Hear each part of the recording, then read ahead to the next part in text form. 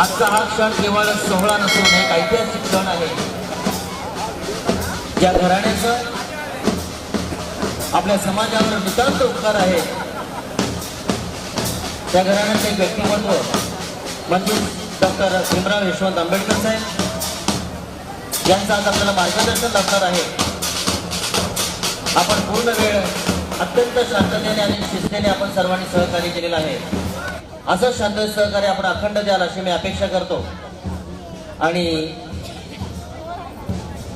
आपल्या लाडक्या नेत्याचं इथं स्वागत होत आहे. आपण सर्वांनी सज्ज राहायचं आहे.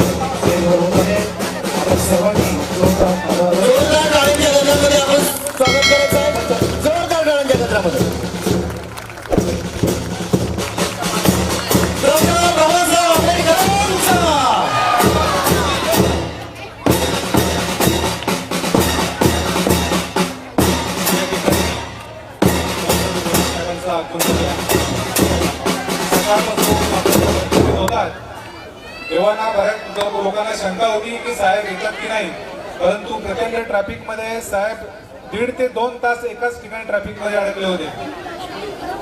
आपल्या सगळ्यांच्या विनंतीचा सन्मान करून या ठिकाणी साहेबांचं आगमन झालेलं आहे.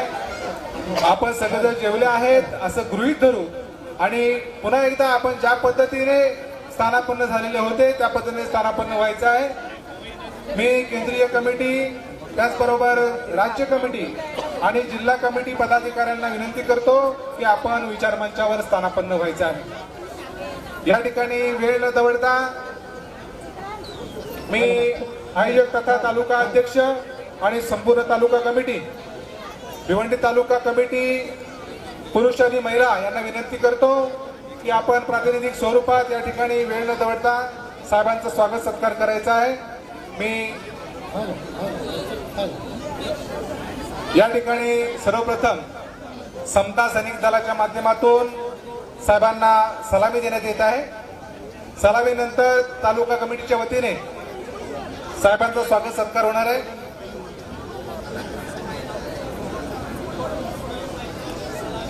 त्याचबरोबर साहेबांसोबत केंद्रीय कमिटीचे पदाधिकारी तथा भारतीय बौद्ध महासभा राष्ट्रीय उपाध्यक्ष सन्माननीय ॲडव्होकेट जगदीश गवई साहेब उपस्थित आहेत. त्यांनाही आम्ही विनंती करतो की आपण या विचार मंचावर येऊन स्थानापन्न व्हायचं आहे. त्याचबरोबर भारतीय बौद्ध महासभा ट्रस्टी चेअरमन आदरणीय डॉक्टर हरीशजी रावले साहेब यांना सुद्धा आम्ही विनंती करतो की आपण विचार मंचावर येऊन स्थानापन्न व्हायचं आहे. त्यानंतर मी समता सैनिक दलाला विनंती करतो की ज्या पद्धतीने आपण साहेबांना सलामी देत आहेत ती सलामी आपण सुरू करायची आहे. सलामीनंतर साहेबांचा स्वागत सत्कार तालुका कमिटीच्या माध्यमातून होणार आहे.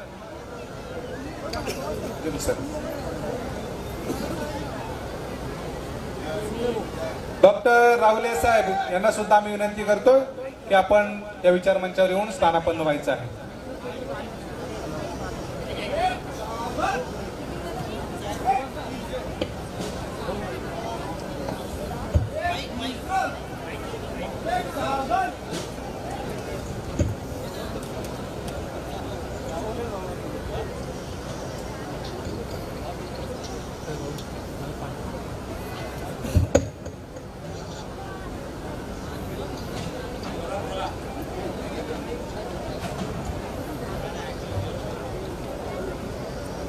हेलो, जय भीम सर।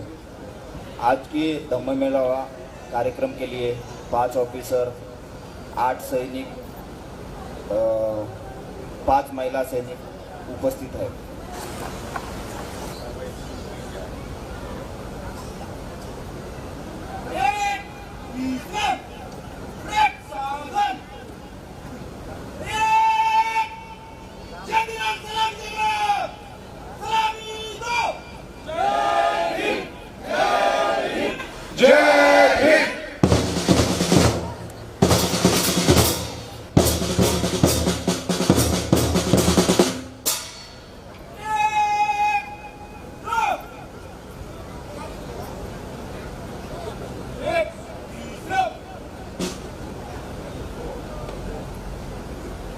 या ठिकाणी सलामीचा कार्यक्रम झालेला आहे. मी तालुका कमिटीला विनंती करतो की आपण सन्मान चिन्ह, पुष्पगुच्छ आणि पुष्पहार देऊन साहेबांचा सत्कार स्वागत करायचा आहे. साहेबांनाही मी विनंती करतो.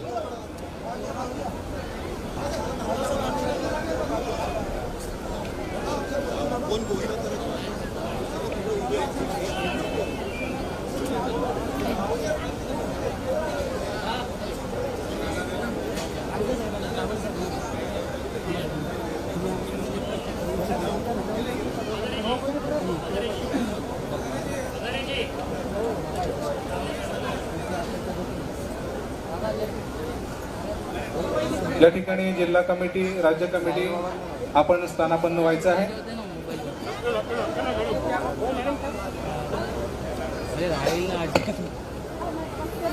सर्वांनी शांतता पाळायची आहे.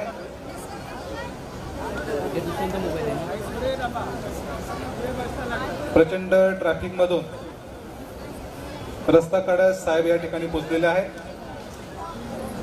आपण सर्वांनी टाळ्या वाजवून साहेबांचं स्वागत करायचं आहे. डॉक्टर बाबासाहेब आंबेडकरांचा, डॉक्टर बाबासाहेब आंबेडकरांचा, डॉक्टर बाबासाहेब आंबेडकरांचा, भारतीय बौद्ध महासभेचा, भारतीय बौद्ध महासभेचा, भारतीय बौद्ध महासभेचा भीमराव साहब आगे बढ़ो, भीमराव साहब आगे बढ़ो.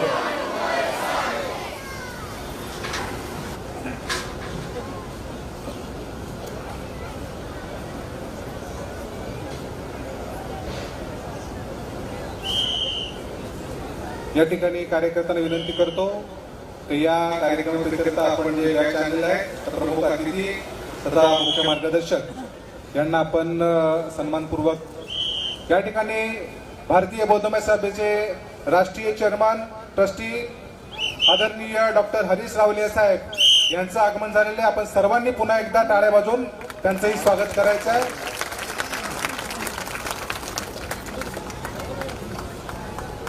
भारतीय बौद्ध महासभा भिवंडी तालुक्याच्या वतीने साहेब आपलं आगमन होत आहे. आपल्या आगमनाप्रित्यर्थ आम्ही आपले स्वागतक आहोत. सुस्वागतम, सुस्वागतम, सुस्वागतम. सन्माननीय हरीश रावले साहेब. जय हिंद.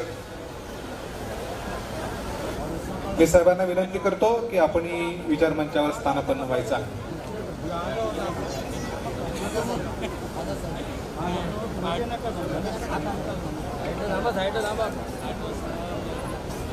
त्यानंतर सन्मान चिन्ह, त्याचबरोबर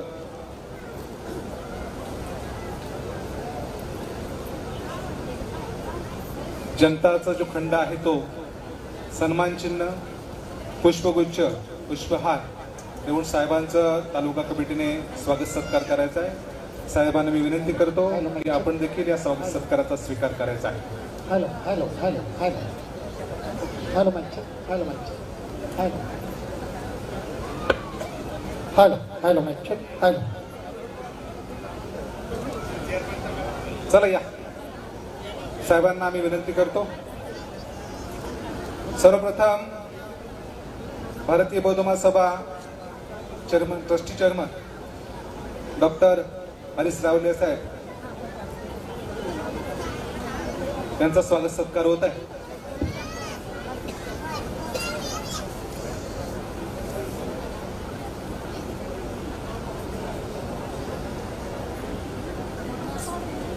साहेबांना विनंती आहे की आपण आमच्या स्वागताचा स्वीकार करायचा आहे. सर्वांनी टाळ्या वाजून पुन्हा एकदा स्वागत सत्कार करायचा आहे.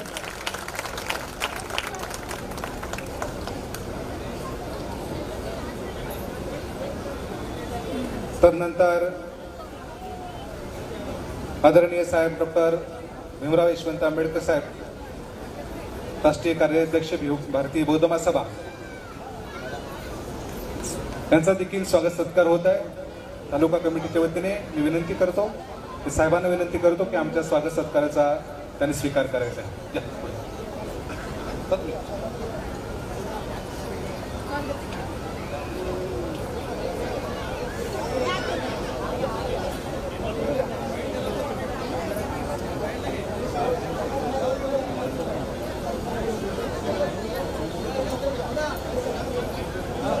सर्वांनी पुन्हा एकदा टाळ्या वाजवून जयघोष करायचा आहे. भारतीय बौद्ध महासभेचा, भारतीय बौद्ध महासभेचा.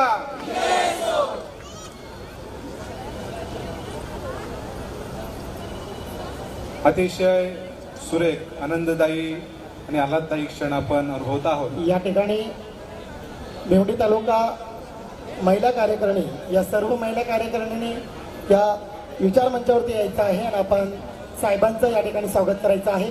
संपूर्ण महिला कार्यकारिणीच्या वतीने साहेबांचा या ठिकाणी पुरुष कार्यकारिणी जरा मागे सन्मान या. होत आहे.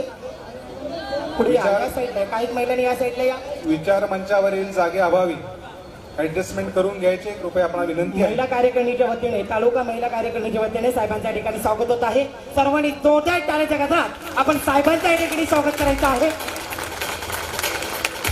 भीमराव साहब आगे बढ़ो, हम तुम्हारे साथ, भीमराव साहब आगे बढ़ो, हम तुम्हारे साथ. भारतीय बौद्ध महासभेचा, विजय असो, भारतीय बौद्ध महासभेचा विजय असो.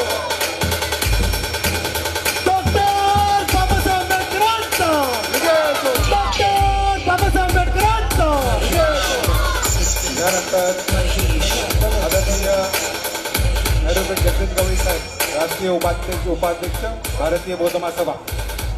मी महिला अध्यक्ष आणि सचिव, त्याचबरोबर पुरुष अध्यक्ष आणि सचिव यांना विनंती करतो की त्यांनी गवळी साहेबांचं स्वागत सत्कार करायचा आहे. गवळी साहेबांना देखील विनंती आहे की आपण आमच्या स्वागताचा स्वीकार करायचा आहे.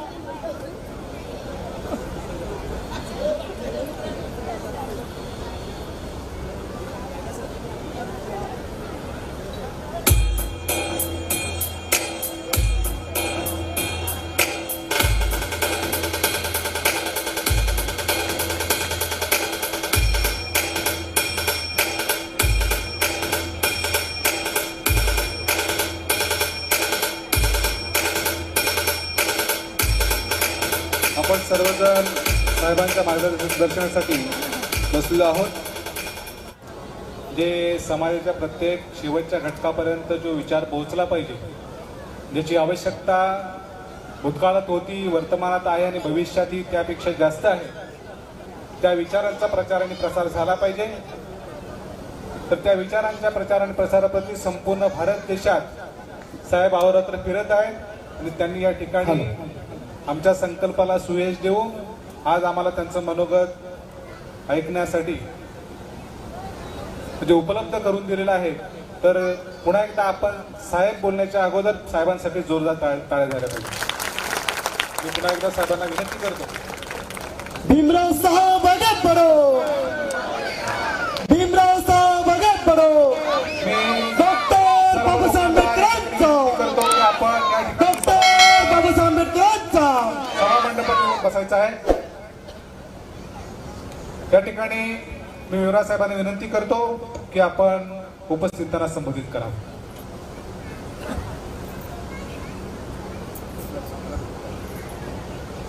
Hello mic check. Hello hello hello, थोडासा आवाज वाढवा. Hello mic check. Hello hello.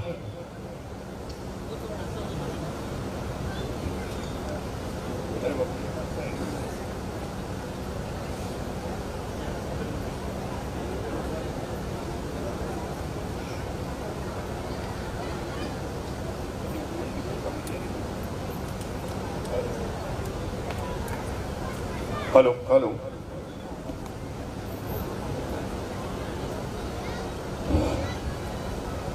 माँ करुणी तथागत भगवान गौतम बुद्ध, विश्व रत्न बौद्धिसत्व संविधान का डॉक्टर बाबासाहेब आंबेडकर, ज्या सम्राटांनी हा बुद्ध धम्म संपूर्ण देशामध्ये आणि जगामध्ये नेला, ते सम्राट अशोक बहुजनांच्या सर्व महापुरुषांना विनम्र अभिवादन करतो. उपस्थित माझ्या बरोबर मुंबईवरून आलेले जगदीशजी गवई, डॉक्टर राजेश पवार,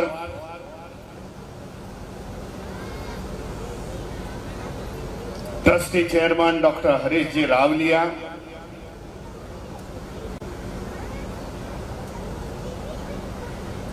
ओम प्रकाश मोरे यांच्या पत्नी ज्या आपल्या राष्ट्रीय उपाध्यक्ष केशरताई मोर्याजी,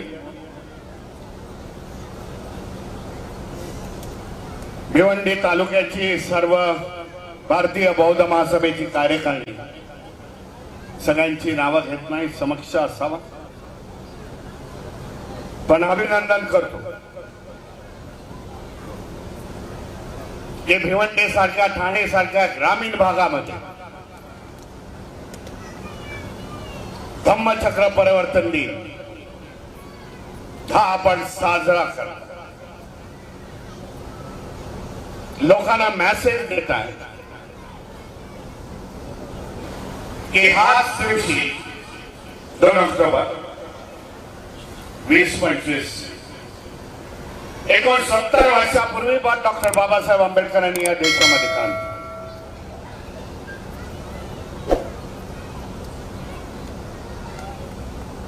ज्या क्रांतीच्या मुळे बौद्ध धर्म पुन्हा पुनर्जीवित झाला या देशामध्ये,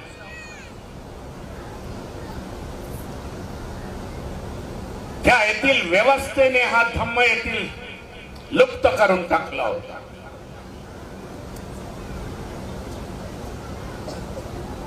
त्याच्यासाठी बाबासाहेबांना 69 वर्षापूर्वी ही धम्म क्रांती या देशामध्ये केली. 14 ऑक्टोबर 1956 रोजी जे रावली यांनी मगाशी सांगितले ते बरोबर आहे. बाबासाहेबांचा आधीपासून जेव्हा ते मॅट्रिकची परीक्षा पास झाली, कृष्णराव केळुसकर जे त्यांचे गुरुजी होते त्यांनी ते चरित्र दिलं.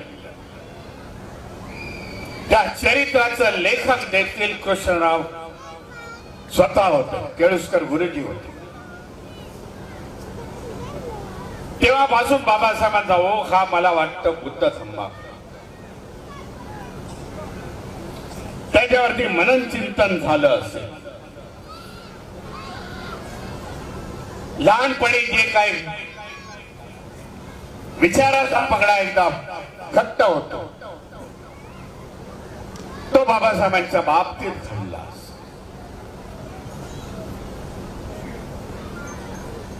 कारण 21 वर्ष बाबासाहेबांना लागलेली आहे धम्म क्रांती करण्यासाठी. परंतु संपूर्ण बाबासाहेबांच्या क्रांतीचा इतिहास बघितला तर ह्या समाजाला टप्प्याटप्प्याने बाबासाहेब घेऊन आले.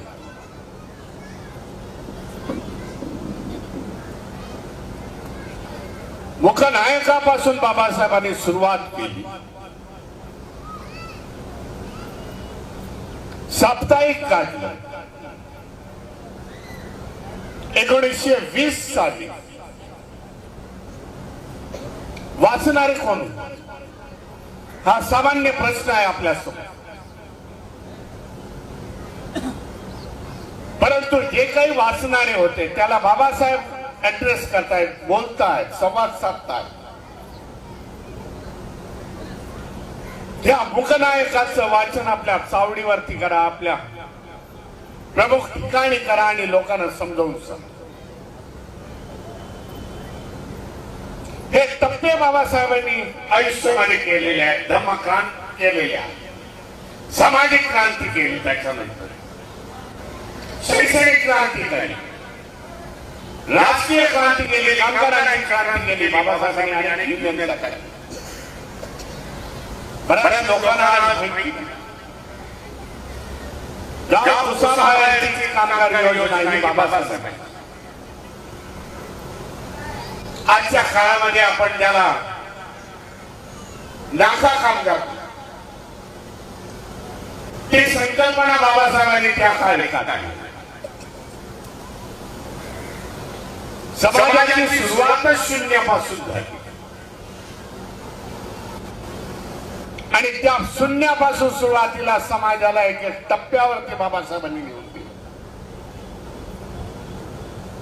आणि जीवनाच्या अखेरीला बाबासाहेबांनी ही धम्मक्रांती केली.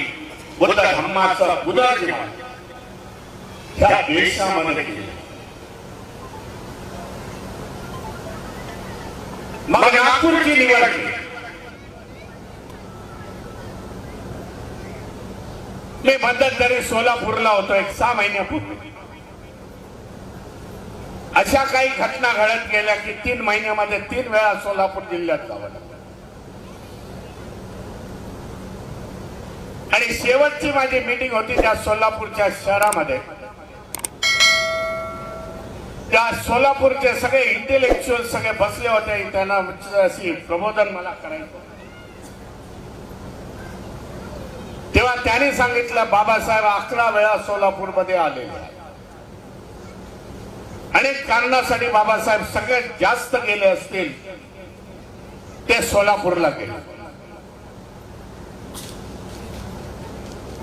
तेव्हा एका वक्त्याने सांगितलं भीमरावजी बाबासाहेबांना धर्मांतर इथे करायचं. मी पण हैराण झालो ते सगळे वाक्य बघून. परंतु बाबासाहेबांनी नागपूरची निवड केली.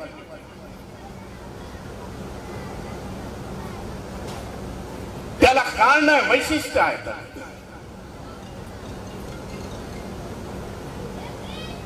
त्याला तशी वैशिष्ट्य आहे. भगवान गौतम बुद्धांच्या हयातीमध्ये नागराजांनी बौद्ध धर्माचा स्वीकार केला होता. नागराजाचं राज्य हे नागपूरमध्ये होतं. त्याच्या नावावरून नागपूर मिळालं. देशामध्ये 5 नागराजे होऊन गेले. आजही त्यांच्या अस्तित्वाच्या खुणा आपल्याला दिसून येतात. नंतरच्या काळामध्ये नागपंचमी वगैरे झाली. हा सगळा खोटा इतिहास. म्हणून बाबासाहेबांनी नागपूर ही दीक्षाभूमीसाठी निवडलं.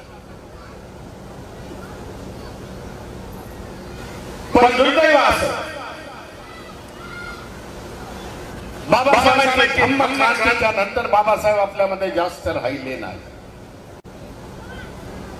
त्यांचं महापरिनिर्वाण हे 1.5 महिन्यामध्येच झालेलं आहे. दीक्षेच्या नंतर बाबासाहेबांना काही पत्रकारांनी विचारलं की आपला फ्युचरचा प्लॅन काय. बाबासाहेब त्या बाबासाहेबांनी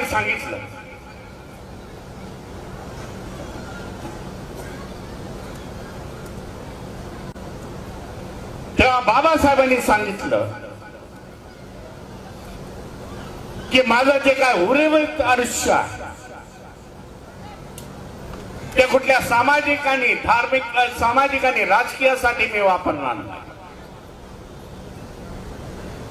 तर ह्या बौद्ध धम्माचा प्रचार आणि प्रसारासाठी जिथपर्यंत माझी शक्ती आहे,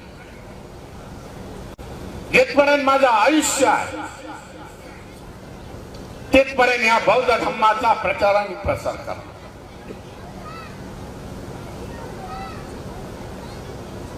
म्हणून एकदा मी पंजाब मध्ये होतो मागच्याच वर्षी. अनेक लोकांशी बोललो तेव्हा ते म्हणाले बाबासाहेब 39 and 38, 39 या वर्षी बाबासाहेब पंजाबचा दौरा केला होता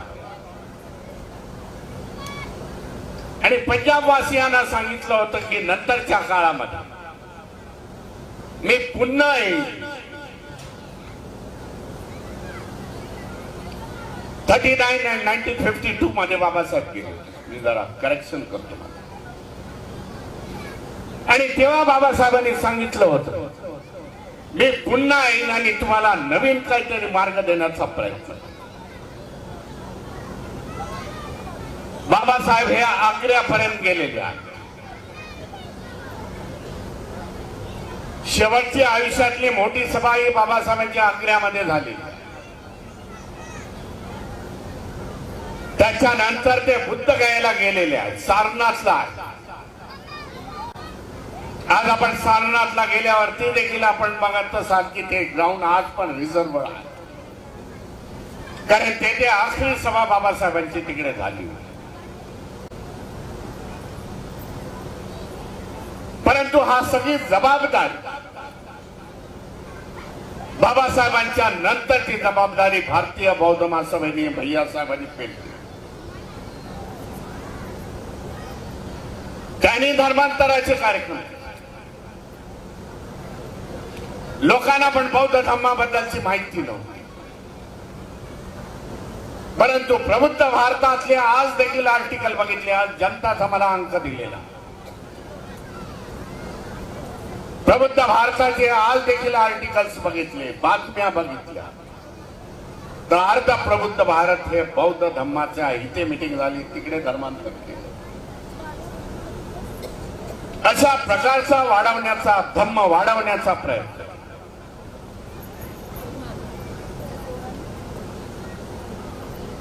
आजही जिथे कुठे जातो तिकडे लोक सांगतात की ह्या वर्षी इथे धर्मांतराचा कार्यक्रम झाला.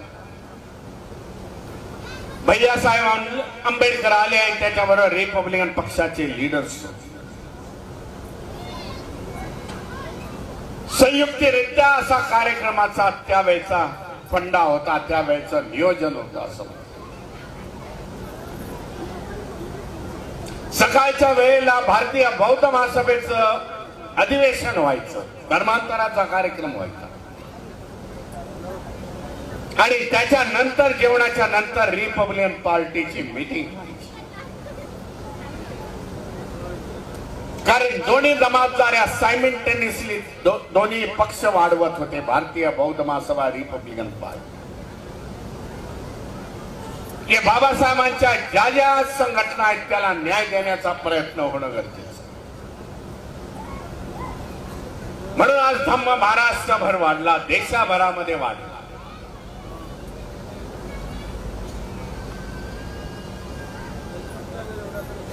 आणि हा वाढणारा बौद्ध धम्म आहे त्याला कशाही कमी करू नका. तो एका संकुचित जाती जमाती पुरता ठेवू नका. महाराष्ट्रातलेच लोक बौद्ध झाले, पर्टिक्युलरली समाजाचे. हे गेल्या 10 वर्षांमध्ये मी बदलण्याचा सातत्याने प्रयत्न.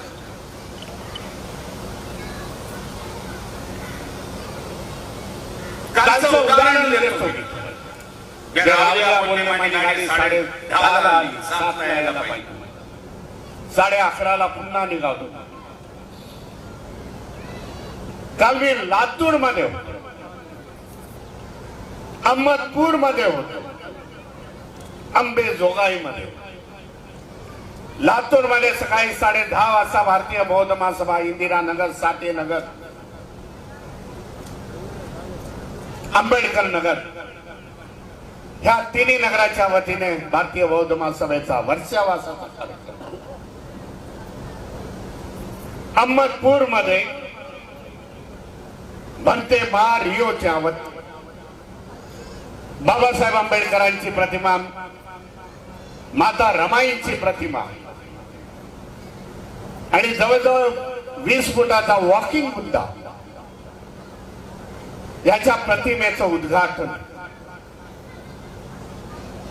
आपल्या येथील विहार ही छोटी आहे, पण भन्तेरीचं विहार आहे ते 20 एकर मध्ये. परंतु या सगळ्या कार्यक्रमामध्ये जो कार्यक्रम मला आवडला तो अंबेजोगाईचा कार्यक्रम. माझ्या व्हॉट्सअप वर किंवा त्याचे पिक्चर्स वगैरे, फोटोज वगैरे असतील. कार्यक्रमाचं टायटलच अनेक म्हणजे आश्चर्यजनक होत. म्हणजे आतापर्यंत मी कधी बघितलं नव्हतं आणि मी कधी जातीवाचकचा उल्लेख मी कधी करत नाही. टायटल होतं मातंग समाज, चर्मकार समाज, ढोर समाज, अजून 2 समाजाची नावं. ह्यांनी केलेलं बौद्ध धर्मांतर आणि त्यांच्यासाठी ही मीटिंग. जवळजवळ 2000 लोकांचा हॉल तुडुंब भरला. काही आंतरजातीय विवाह झाले त्यांचे, ते देखील उपस्थित.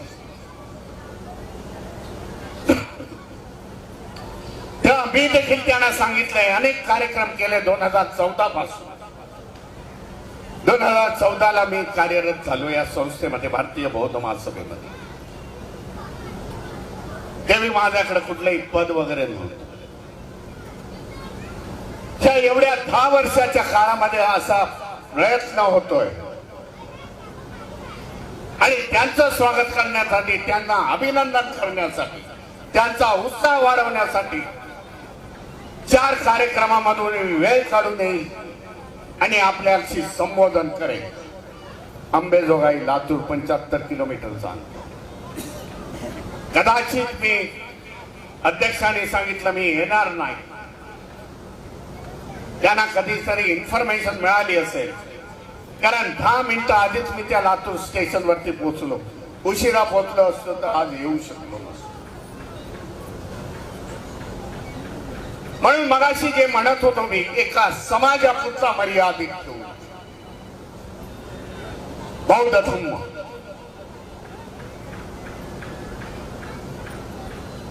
अनेक शेड्यूल कास्ट, शेड्यूल ट्राईबच्या जाती आहेत त्यांच्यापर्यंत नेण्याचा प्रयत्न.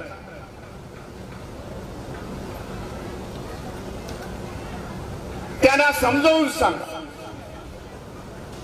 ह्या पाखंडवाद, अंधश्रद्धा ह्याच्यामधून कोणाची निर्मिती नाही, कोण पुढे जाऊ शकत नाही. ही व्यवस्था तशी आहे की ती तुम्हाला गुलाम बनवण्याची व्यवस्था तयार केली आहे. हे ज्यांना कळलं त्यांनी धर्मांतरित झालं. त्यांची जेव्हा मनोगत ऐकण्याचा मला योग आला नाही, कारण मी तिथे देखील उशिरा पोहोचलो. परंतु आचरणांना शुभेच्छा दिल्या. समाजामध्ये जेव्हा ज्ञानाचा प्रकाश पडेल, शिक्षणाचा प्रभाव पडेल शिक्षणाच्या माध्यमामधून, त्या वेळेला या समाजाला कळेल खरं काय आणि खोटं काय. जेव्हा त्याला कळेल तेव्हा त्याच्यामध्ये धार्मिक परिवर्तनाची गरज आहे, सामाजिक परिवर्तनाची गरज आहे. जेव्हा महाराष्ट्रातला देखील समाज तो शेड्यूल कास्ट आहे, मी ज्यांची नावं घेत नाही, मला ते जातीवाचक नावं वाटत. जेव्हा त्यांना कळेल का बौद्धांची उन्नती कशी झाली, ज्याची सुरुवात शून्यापासून पुन्हा झाली, परंतु 60-65 वर्षामध्येच आपण एवढे पुढे का गेलो. जेव्हा त्यांना कारण कळते भगवान गौतम बुद्धाचा धम्म आहे, बाबासाहेब आंबेडकरांचे विचार आहेत, बहुजन महापुरुषाचे विचार आहेत, या विचारावर चाललेला समाजात पुढे जाऊ शकतो. आजची देखील परिस्थिती बघितली, हे जे समाज आहेत त्याच्यामध्ये जास्त प्रगती न होण्याचं कारण, ज्या व्यवस्थेला जोपर्यंत सोडत नाही त्या व्यवस्थेमधून बाहेर येत नाही तोपर्यंत त्यांची प्रगती नाही. त्यांच्या बांधवांनी हे जाणलं आणि ते धर्मांतरित झाले. त्याच्यासाठी मी लातूर अंबेजोगाईमध्ये होतो. देशामध्ये पण ती स्थिती, धार्मिक परिवर्तन खूप जोरात आहे देशामध्ये. आपल्याला सांगू इच्छितो, 4 वर्षापूर्वी आम्हाला ओमप्रकाश मोर्या भेटले. आज त्यांच्या मिसेस इथे आहे, महिलांच्या अध्यक्ष त्यांना बनवलेला, उच्च शिक्षित आहेत, प्रॅक्टिसिंग ऍडव्होकेट्स आहेत. हे मोर्या, संपूर्ण मोर्या समाज जो आहे हा बुद्ध धम्माकडे आहे. ते मोर्या डायनास्टीचे वंशज आहे आणि त्याची संख्या करोडोच्या संख्येने आहे देशामध्ये. काही जाणकारांना माहिती असेल, रिपब्लिकनचा इतिहास जर जाणत असाल तर त्या काळामध्ये 60 आणि 70च्या काळामध्ये बीपी मोर्या नावाचा एक मोठा लीडर होता, रिपब्लिकन पार्टी ऑफ इंडिया. त्यामध्ये त्यांनी 4 खासदार युपी मधून निवडून आले, 16-17 आमदार आमचे रिपब्लिकन पार्टी. आणि काल आम्ही येणारे बहन जी बोलते बाबा साहब हम लोग ने दिखाया यूपी को, खोटा इतिहास सांगतात. नंतरच्या काळामध्ये रिपब्लिकन तिथे नेतेच गेले नाही, मोर्या लवकर संपले. पण ह्या मोर्यानी संपूर्ण उत्तर भारतामध्ये रिपब्लिकन चळवळ मोर्या समाजाने जाधव समाजाच्या माध्यमातून उभी. आज तोच मोर्या समाज या भारतीय बौद्ध महासभेचा मंच लागतो. त्या माझ्या आजूबाजूला बसलेले असतात मोर्या, हम लोग भीमराव जी, सम्राट अशोक के हम लोग वंशज.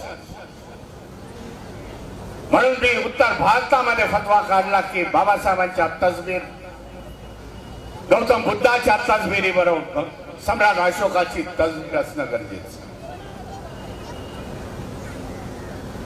त्यांचं एवढं भरीव काम मोर्या, चंद्रगुप्त मौर्य, सम्राट अशोक मौर्य यांच्या एवढं भरीव काम या देशामध्ये बुद्धिझमचं कोणी केलं नाही. हे आपल्याला आदरणीय आहे. त्यांनी बांधले 84,000 चैत्य, स्तूप, विहार आणि त्या माध्यमातून बौद्ध धर्म इथे वाढवला. ह्याचा सगळा इतिहास या देशामध्ये गाडून टाकण्याचा, संपवण्याचा प्रयत्न झाला. परंतु बाबासाहेबांच्या माध्यमामधून बौद्ध धर्मीय आपण झाल्यानंतर हा संपूर्ण इतिहास पुन्हा या देशाच्या समोर प्रत्येक नागरिकाच्या समोर आणणं गरजेचं आहे.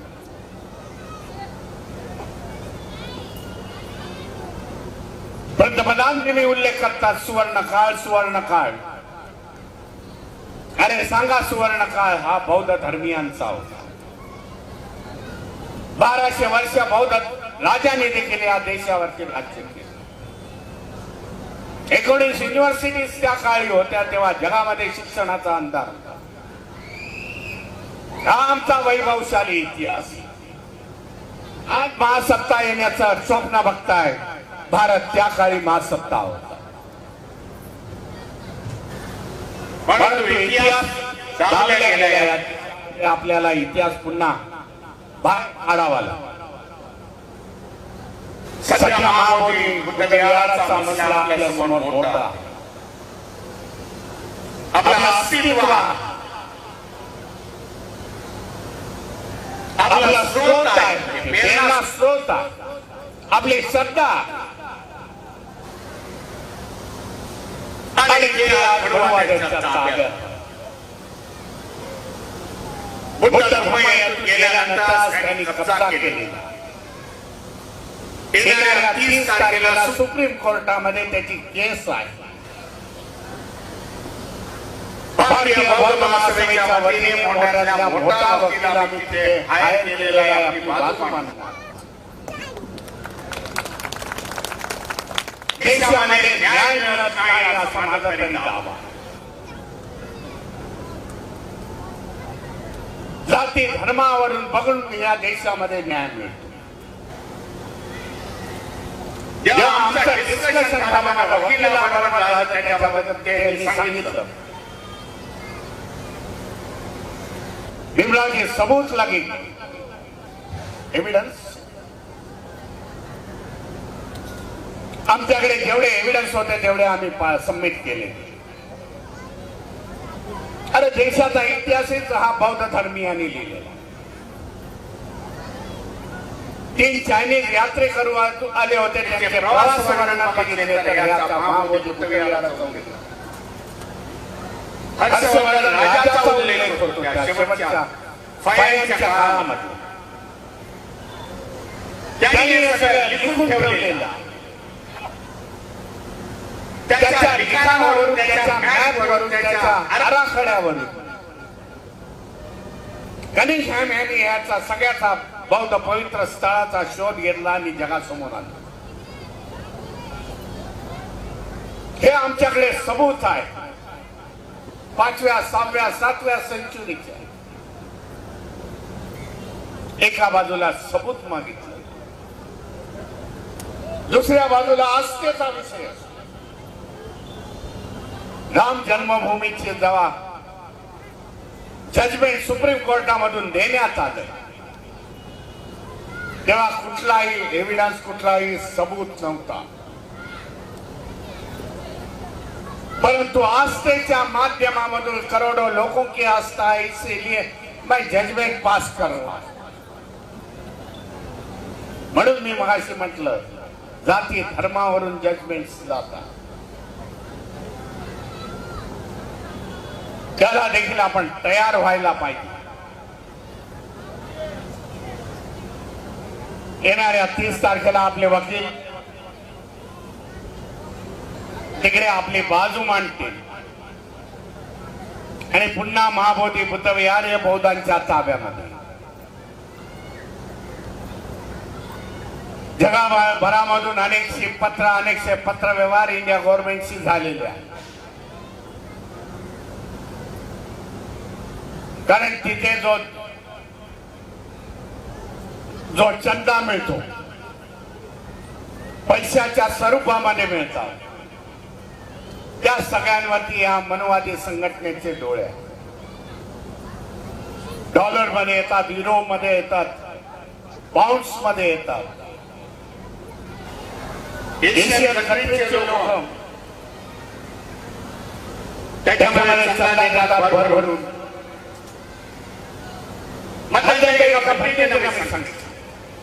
थोडा वेळ घेतो. जे राईट टू इन्फॉर्मेशन आणि किती महिन्याला किती कलेक्शन होतं. परंतु राईट टू इन्फॉर्मेशन मध्ये कुठलीही पैशाची बाजू त्यांनी सांगितलेली नाही. परंतु तिकडे जाल तर तुम्ही 3-4 मशीन तुम्हाला मिळतील. काउंटिंग सेंटर आहे फर्स्ट फ्लोअर वरती. महाबोधी बुद्ध विहारला तुम्ही उजव्या बाजूने जाल, डाव्या बाजूला ती काचेची इमारत आहे बघा, पहिले फर्स्ट फ्लोअर वाली.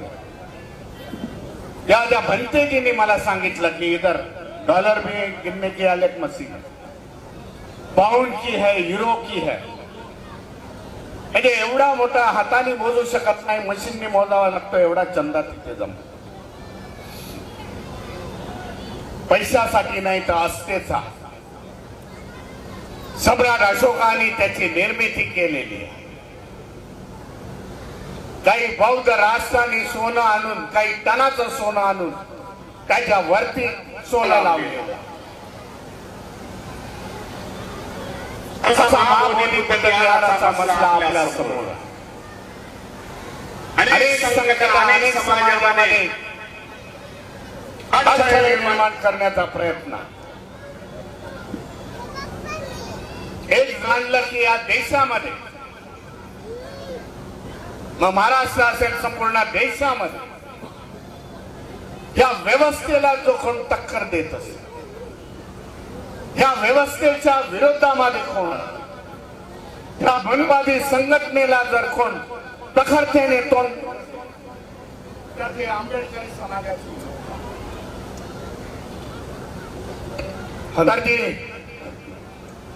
तर ती आंबेडकर समाजाची लोक संख्येने किती आहेत ते बघत नाही. परंतु हे आपल्या विरुद्ध, आपल्या समाजाच्या विरुद्ध आहे, आपल्या भाऊ बहिणीच्या विरुद्ध आहे. ते शेड्यूल कास्ट, शेड्यूल ट्राईब, आदिवासी आहेत, मायनॉरिटीज आहेत, त्यांच्या विरुद्ध आहेत. त्यांच्या विरुद्ध आवाज उठवण्यासाठी, त्यांना प्रखर विरोध करण्यासाठी आज लोक रस्त्यावरती होतात. म्हणून मी नेहमी उदाहरण देतो, ज्याचा मला वाटतं जगदीश गवईंनी उल्लेख केला. हम इतने आएंगे, इतने 400 के पार आएंगे, संविधान बदल देंगे. लाखोच्या संख्येने लोक देशभरामधून रस्त्यावरती आले. मी गुंटूरला होतो त्या काळी एका कार्यक्रमाला, आंध्र प्रदेश मधला गुंटूर म्हणून. पोलिसांनी सांगितलं 3.5 लाख लोक या गुंटूर या तुमच्या मीटिंगला आहेत. संविधान के सन्मान त्यांनी त्यांच्या भाषेमध्ये लिहिलं. 3.5 लाख लोक आले आणि त्यांनी सांगितलं बाबा संविधानाला हात लावायचं. हे करून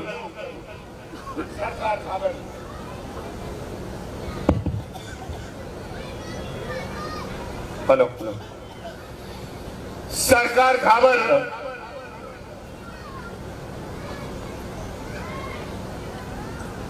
म्हणून ते आज 240 वरती सिमेंट झाले आणि इंडिया गठबंधनची जीत झाली. हे मी काही इंडिया गठबंधनची जीत झाली मानत नाही. मी मानतो संविधानवादी लोकांचं. देशातले संविधानवादी लोक आले आणि त्यांनी इंडिया गठबंधनला व्होटिंग केलं आणि इंडिया गठबंधन पुढे गेलं. सबक शिकले, सबक शिकले. ते पार्लमेंटच्या इलेक्शन नंतर आपल्याला देखील सांगू इच्छितो, अशा प्रकारचं वक्तव्य कोणाच्या तोंडून आलं नाही. कारण जाणले त्यांनी येथील समाज जो डॉक्टर बाबासाहेब आंबेडकरांना, बहुजन महापुरुषांना जो मानतोय तो एकत्र आला आणि तो आपलं सरकार कधी उलटून टाकला.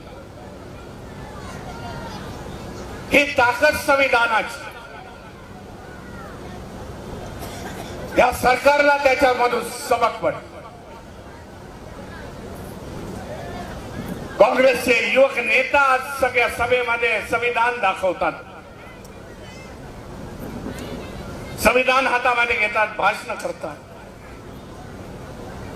तेव्हा मी दिल्लीच्या जंतर मंतर वरती बोललो होतो. ईव्हीएमच्या माध्यमातून मी मोर्चा काढला होता दिल्लीच्या जंतर मंतरवर. बोलो, ह्याच काँग्रेसने जर बाबासाहेबांचा सन्मान केला असता, ह्याच काँग्रेसने जर संविधानाला मोठं केलं असतं, तर आज ही पाळी आली नसती आणि ही पिल्लावरती देशामध्ये आणि केंद्रामध्ये आणि स्टेटमध्ये बसली. परंतु बाबासाहेबांनी सांगितलेलं आहे, संघर्षाशिवाय आपल्याला काही प्राप्त होऊ शकत नाही. म्हणून प्रत्येक स्टेजवरती आपल्याला संघर्ष, बाबासाहेबांच्या क्रांतीमुळे आपण आज पुढे गेलेलो आहोत आणि ती क्रांती आपल्याला बरकरार ठेवायची असेल तर धम्माशिवाय दुसरा मार्ग नाही असं मी समजतो. धम्माच्या माध्यमातून, पंचशिलेच्या माध्यमातून आपण जर एकत्र आलो, एक बुलंद ताकद या देशामध्ये उभी केली, तर निश्चित आपल्या विरोधी विचाराचे जे लोक आहेत, मी त्यांना कधी शत्रू म्हणणार नाही, विरोधी विचाराचे लोक आहेत, ते आपल्यापासून सावध राहतील, त्यांची ताकद पडते. म्हणून येणाऱ्या जनगणनेमधील एकच मुद्दा सांगतो आणि माझ्या वाणीला विराम देतो. येणाऱ्या जनगणनेमध्ये जे माझी माहिती आहे, फेब्रुवारी आणि मार्च मध्ये 2026 मध्ये जनगणना होणार आहे. आपण सगळ्यांनी धर्माच्या कॉलम मध्ये बौद्ध लिहा. तसा जनगणनेचा फॉर्म हा खूप मोठा आहे, परंतु आपल्या पुरतं मर्यादित एवढंच आहे की धर्माच्या कॉलम मध्ये बौद्ध लिहा. जातीच्या कॉलम मध्ये कुठल्या जातीमधून आलाय त्याचा उल्लेख होणं गरजेचं आहे. काही मुंबईमध्ये मीटिंग झाली, काही प्राध्यापक वगैरे होते राहुल बोधीच्या बुद्ध विहारामध्ये. त्यांनी सांगितलं, अरे भीमरावांना काय कळतं? तेव्हा मी आव्हान दिलं, मला काय कळतंय, तुम्हाला काय कळतंय, समोरासमोर या. सांगू इच्छितो किती आहे तुझी बौद्धिकता आणि माझी बौद्धिकता किती आहे. मी डिग्री घेतल्या काय पगारासाठी घेतल्या नाही.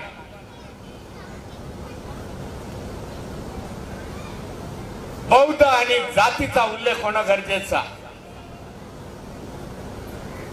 तशी रिक्वायरमेंट संविधानामध्ये.